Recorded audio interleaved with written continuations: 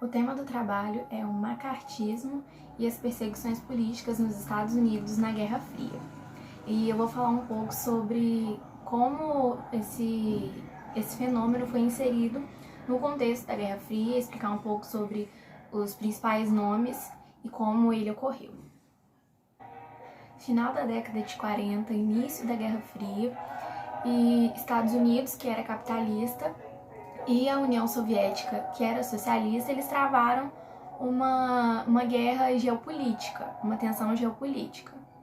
E foi nesse mesmo período que deu início à caça política nos Estados Unidos, que ficou conhecido como Onda do Medo Vermelho, ou Era McCarthy, que fazia referência ao senador Joseph McCarthy.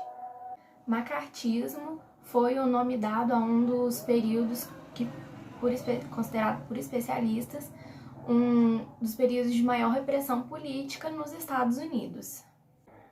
Lá na Segunda Guerra, quando os Estados Unidos e a URSS se aliaram contra Hitler, alguns comunistas norte-americanos eles eram espiões dos russos. E quando essa espionagem foi descoberta, no auge da Guerra Fria, os Estados Unidos passou a ver o comunismo como uma ameaça de segurança para o país. E aí se deu início à caça aos comunistas. As pessoas que estavam por trás dessa caça, elas perseguiam qualquer um que fosse suspeito de ter uma visão política de centro-esquerda, ou até mesmo de pessoas que tinham alguma associação com outras pessoas que tinham esse posicionamento. Joseph McCarthy, que era um senador republicano de Wisconsin, ele era muito conhecido por estar sempre divulgando listas atualizadas com nomes de supostos comunistas dentro do Departamento de Estado norte-americano.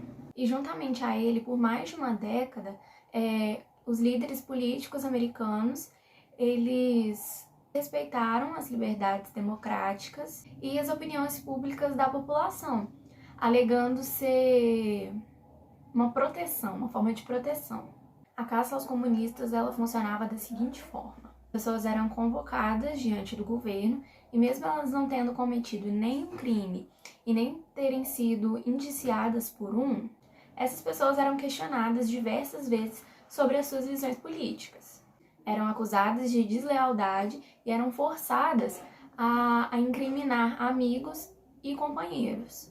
E caso essas pessoas não cooperassem com as investigações, elas poderiam perder o emprego ou até mesmo serem presas. McCarthy também se revoltou contra os gays que trabalhavam na administração pública norte-americana. Ele acreditava que um gay empregado na alta hierarquia do governo poderia fornecer informações a agentes soviéticos se esses soviéticos ameaçassem expor a sexualidade deles.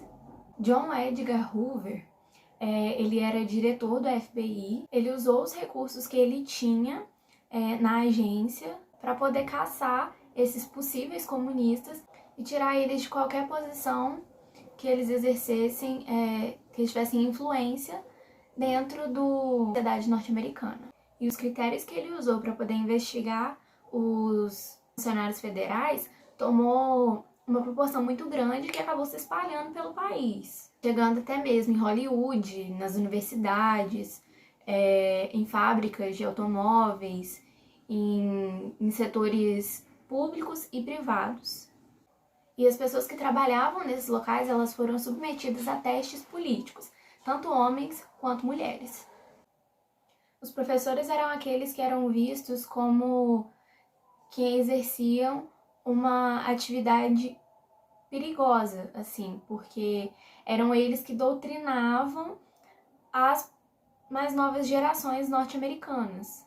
Isso fez com que eles fossem incluídos entre um dos principais alvos da caça. Eles foram interrogados em comitês de investigação, incluído em listas negras de banimento, e foram demitidos com a justificativa de serem vermelhos, que era como os comunistas eram conhecidos.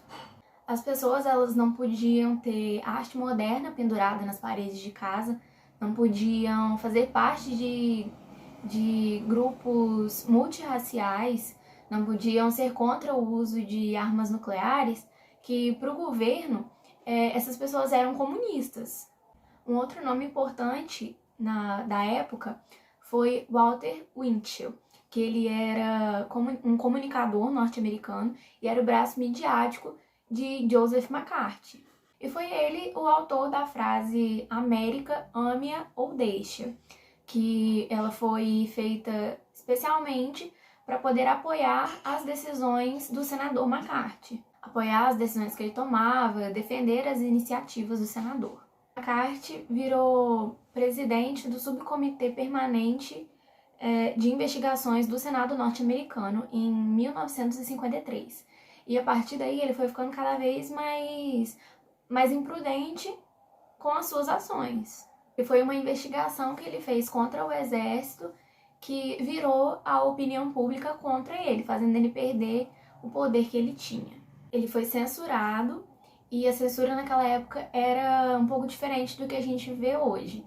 Ela era uma medida disciplinar que era aplicada pelo legislativo.